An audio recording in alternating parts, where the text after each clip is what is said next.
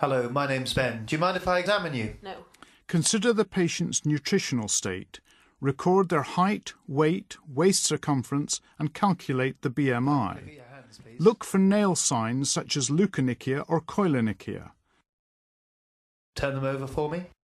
Palmar erythema is a sign of chronic liver disease, although it is normal in pregnancy.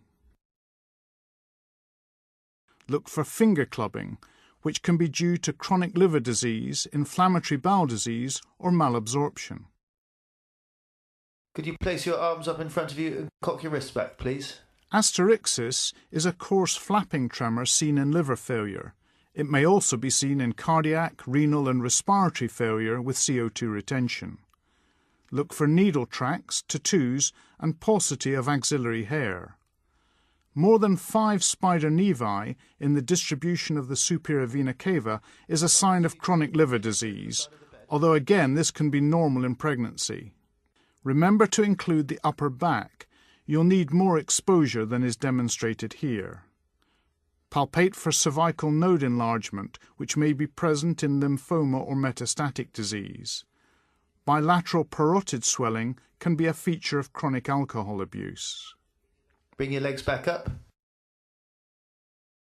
Just rest your head back. Look for spider nevi in the face and pallor and jaundice in the eyes. I'm going to look in your eye. Look up for me. Under natural light. And down. Jaundice is a diffuse yellow discoloration of the sclera. Now can you open your mouth? Look for angular stomatitis and mouth ulcers. Also inspect the teeth. You may smell a characteristic fetor. And stick your tongue out. The tongue can be affected by iron, B12 or folate deficiencies. I'm just going to lie you flat. Examine the abdomen with the head supported on a pillow to relax the abdominal muscles and with the arms by the sides. Expose from the xiphisternum to the pubic symphysis and look for scars, stomata, distension or pulsations. Do you have any pain anywhere? No. I'm just going to feel very gently. Let me know if it's sore. Ensure that your hands are warm and kneel beside the bed.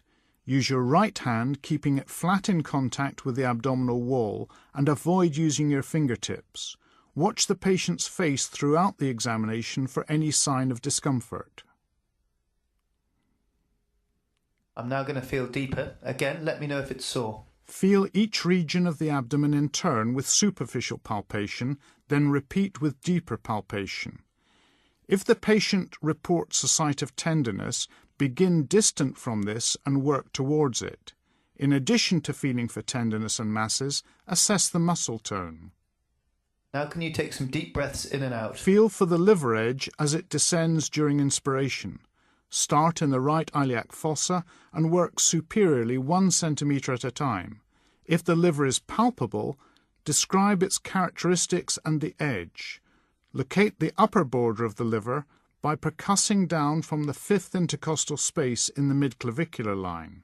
Measure the distance in centimetres from the upper border of dullness to the liver edge. Feel for the spleen in a similar fashion. Again, can you take some deep breaths in and out? Starting near the umbilicus and working up towards the left hypochondrium.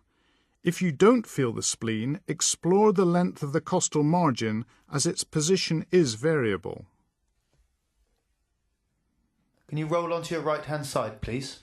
If you have still not felt the spleen, repeat this examination with the patient in the right lateral position. Take some deep breaths in and out again for me, please. Again, palpate using your right hand, starting at the umbilicus and working towards the left hypochondrium. Place your left hand behind the patient's left ribs, gently pulling the rib cage forward. And roll back onto your back. Percuss over the lower ribs and lateral chest wall to confirm or exclude the presence of splenic dullness. To detect lesser degrees of kidney enlargement, place one hand behind the patient's back below the lower ribs and the other anteriorly. You sometimes need to press firmly, but take care as this may be tender. The kidney is typically ballotable.